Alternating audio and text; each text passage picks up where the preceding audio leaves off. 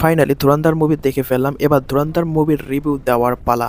আসলে কি ধুরন্ধর মুভি রণবীর সিং এর কামব্যাক হতে পারে? ধুরন্ধর মুভি আসলে কি আপনার দেখা উচিত নাকি দেখা উচিত নয়? ধুরন্ধর বেস্ট মুভি নাকি খারাপ মুভি, সবই জানবো আজকের এই ভিডিওর মধ্যে।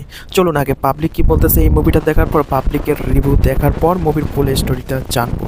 कैसी लगी मूवी? बहुत बढ़िया। अच्छी मूवी। ठीक है भाई, एक नंबर बढ़िया मूवी है भाई। कैसी लगी मूवी? भाई से अच्छी मूवी भाई, बहुत अच्छी मूवी। সো গাইজ, যারা অ্যাকশন মুভি পছন্দ করো তাদের অবশ্যই এই মুভিটা দেখা উচিত। মুভির যদি কথা বলি, এটা রণবীর সিং এর বেস্ট একটা মুভি ছিল। ধুরন্ধর মুভির টাইমিং হচ্ছে, মানে এই মুভিটার টাইমিং হচ্ছে 3 ঘন্টা 32 মিনিট। বাট মুভি দেখার পর আপনার একটুকুও মনে হবে না এই মুভিটা আপনি 3 ঘন্টা 32 মিনিট ধরে দেখতেছেন। মুভিটি শুরু হয় ধুরন্ধরকে নিয়ে, মানে রণবীর সিংকে নিয়ে। তিনি ভারতীয় গোয়েন্দা সংস্থা র এর এজেন্ট। রণবীর সিং এর নাম ধুরন্ধর রাখা হয়েছিল কারণ তার কাজের দক্ষতা এবং তার সাহসিকতার জন্য। রণবীর সিং যে মিশনটা একবার হাতে নেয় তা একবারেই শেষ করেই ছাড়ে।